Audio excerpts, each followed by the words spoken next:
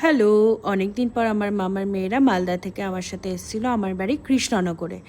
তো আমরা সকাল সকাল রেডি হয়ে যাই একটু ঘুরতে হবে বলে। এ হচ্ছে বাবান আর এ হচ্ছে টুঙ্কাই। আর আমরা যখন তিনজন একসাথে থাকি না, প্রচণ্ড বাওয়াল দিই, ইয়ার্কি মারি, আড্ডা মারি, খুব এনজয় করে দিনগুলো কাটাই।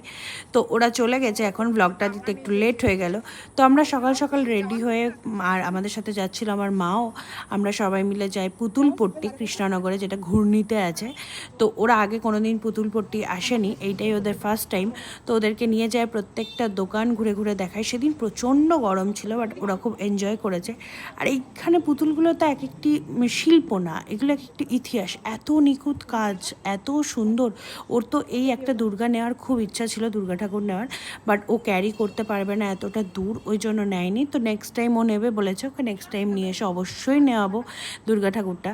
তো আমরা খুব এনজয় করি, ওদের খুব ভালো লাগে এই পুতুলপট্টিটা। দিয়ে এত গরম লাগছিলো, তো আমরা বললাম একটু মিয়মরে যাই, গিয়ে একটু এসিতেও দাঁড়াতে পারবো আর কিছু একটু ঠান্ডা খাবো। তো ওখানে গিয়ে আমরা আম দই নিই, প্রথমে একটা বাবান নিয়েছিল, বাট ওটা এত ভালো লাগে বলে সবার জন্য একটা করে নেওয়া হয়। তারপরে বাবান একটা চিকেন ইন্টারনেট নেয়, যেটা থেকে আমরা তিনজন শেয়ার করে খাই, বেশ ভালোই লাগছিল। তারপরে আমরা রওনা দিই মায়াপুরের উদ্দেশ্যে। তো এত গরম ছিল, কিন্তু মায়াপুর যেহেতু একটা শান্তির জায়গা, এসে বেশ শান্তি লাগছিল। তো সারাদিন ঘুরি ওখানে, আর হচ্ছে অনেক ফটোস ক্লিক করি, ভিডিওস বানাই, চারিপাশে ঘুরে ঘুরে ওদেরকে দেখাই। গরম লাগছিল কিন্তু তাও ভালো লাগছিল। তারপরে একটু মৌসম্বির জুস খেয়ে নিই। তারপরে এখানে একটা গোবিন্দাস বলে রেস্টুরেন্ট আছে, তো ওখানে যাই, কারণ ওখানে এসি রেস্টুরেন্টে যাব ভেবেছিলাম, বাট ওটা 5টার আগে খোলে না। তো বাইরেই আমরা বসে সবাই আড্ডায় ইয়ার্কি মারি। আর এখানে জিজ্ঞেস করছে এ দেখতে সুন্দর কি সুন্দর না। তো তোমরা অবশ্যই কমেন্টসে জানিও ও সুন্দর কি সুন্দর না। আমি তোকে অলওয়েজ সুন্দরই বলি।